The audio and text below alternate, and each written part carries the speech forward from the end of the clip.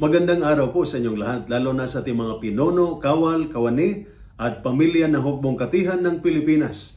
Ako po si Father Dion, ang Post-Catholic Chaplain ng Headquarters and Headquarters Support Group of the Philippine Army. At ito po ang Salita ng Diyos, ang ating gabay.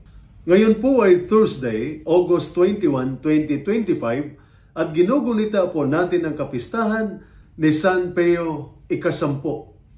Una sa lahat po ng bumati at nagdarasal para sa akin kahapon sa aking anibersaryo sa pagkapari, maraming salamat po. Naway pagpalain kayo ng Diyos.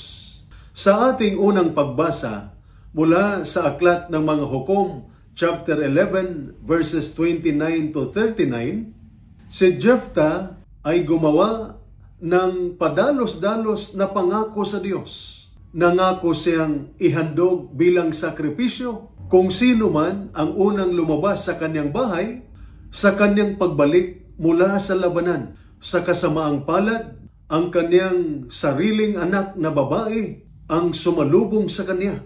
Ang kanyang kwento ay nagtuturo sa atin. Ang Diyos ay hindi natutuwa o nalulugod sa padalos-dalos na pangako o walang kabuluhan na mga salita. Ang nais ng Diyos ay pusong tapat, mapagpakumbaba at masunurin. Sa ating ebanghelyo, mula sa ebanghelyo ni San Mateo, chapter 22, verses 1 to 14, nagsalita si Jesus tungkol sa piging ng kasal. Marami ang inaanyayahan, ngunit ang ilan ay hindi pinansin at ang iba'y nagdahilan. Isa pang ang panauhin ang dumating na walang angkop na kasuotan. Ang mensahe ay malinaw. Inaanyayahan tayong lahat ng Diyos sa kanyang kaharian. Ngunit dapat tayong tumugon ng may kahandaan, hindi ng mga palusot. Hindi sapat ang pagsabi ng oo. Dapat nating isabuhay ang ating oo sa pamamagitan ng pananampalataya, integridad at paglilingkod. Ngayong araw, ipinagdiriwang din natin ang kapistahan ni San Pio ika-10, isang Santo Papa na namuhay ng may kababaang loob at tapang. Kilala siya bilang Pope of the Eucharist dahil hinimok niya ang lahat, kahit mga bata na madalas tumanggap ng komunyon para sa kanya. Ang pagiging malapit kay Jesus sa Eucharistia ang tunay na lakas ng simbahan. Paalala ng kanyang buhay na ang kabanalan ay hindi nasusukat sa malalaking pangako, kundi sa araw-araw na katapatan sa Diyos. Kaya huwag tayong gumawa ng walang kabuluhang pangako, kundi tuparin ang ating panata sa Diyos at bayan ng may katapatan.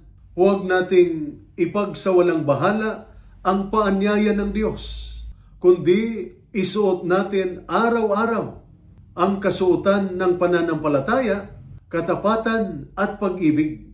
Tulad ni San Pio ika-10, tayo'y humugot ng lakas mula sa Eucharistia na nagbibigay tapang sa ating mga laban, sa labas man o sa loob.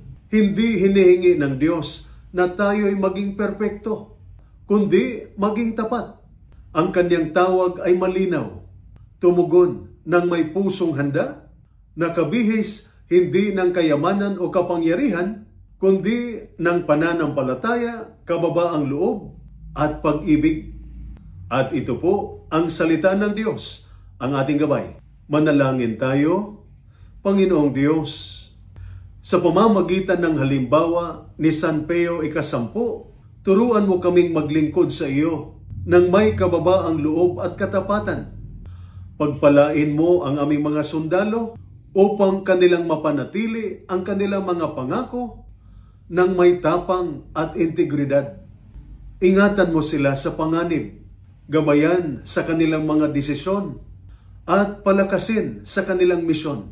Pagpalain mo rin ang kanilang mga pamilya ng kapayapaan, pag-asa, at tibay ng loob, lalo na sa panahon ng sakripisyo at pagkawalay. Amen. At sumainyo at sa inyong pamilya ang pagpapala na makapangyarihang Diyos, Ama, Anak, at Espiritu Santo. Amen.